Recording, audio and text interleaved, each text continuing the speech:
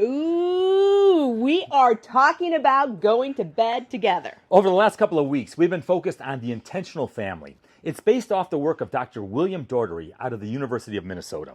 So several days ago, we cut a video about going to bed together. And then one of our viewers asked, but what about if you have kids? Oh, kids. I remember as a kid, I grew up in Cleveland, Ohio. It was a two-story home where all the bedrooms were upstairs. I would sit at the top of the steps and yell down to my parents, begging for them to allow me to come back downstairs.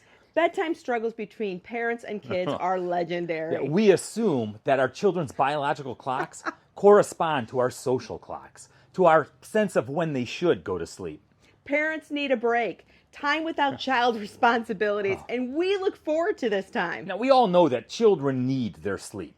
But my friends, it takes a lot of ritual creativity to make something positive out of something that's inherently conflictual.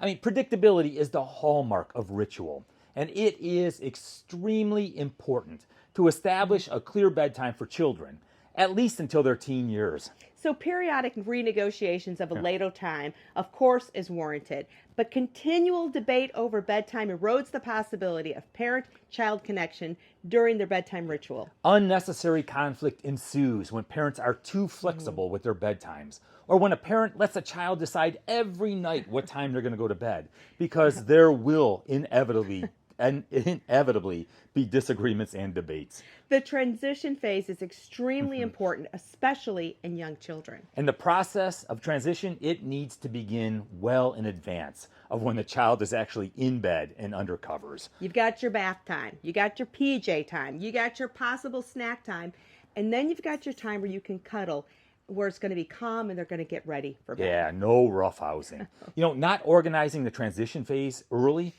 creates a sense of rush later, and it undermines the entire bedtime ritual process. So if all goes well during the transition phase, the high point of bedtime is likely to be one-on-one between the parent and the child. And that time often includes stories. It includes talk and even prayers. So story time and talk when they're younger, but then great conversations when they get older. And then following the talk time, you kiss them. You tell them that you love them. That's the end. It's the exit of the bedtime ritual. Do not command them to fall asleep do right it. away. It doesn't work. But allow them to read, even play quietly in their room, even with the door closed. The key is let the ritual end without struggle. Avoid the parent trap. You know what I'm Oh. talking about. Dad puts them to bed, and all of a sudden they want mom, and then they want dad. Decide who does the bedtime ritual, which child on which night. And dads, you need to step up. I mean, the truth is, moms, most of them work outside of the home, and they take the vast majority of responsibility for health care, or for child care, and for taking care of the house, and for cooking. And so, dads, it is important that we step up at this important ritual. And it's important that the children know that either of their parents can connect with them through this bedtime ritual. Yeah. Parents, you need to agree on all the ground rules. Consistency is key. The bedtime ritual works best when both parents generate the rules. Both parents agree to the rules. You communicate them to the child and you both enforce them. Turn what often is a negative experience into a positive experience.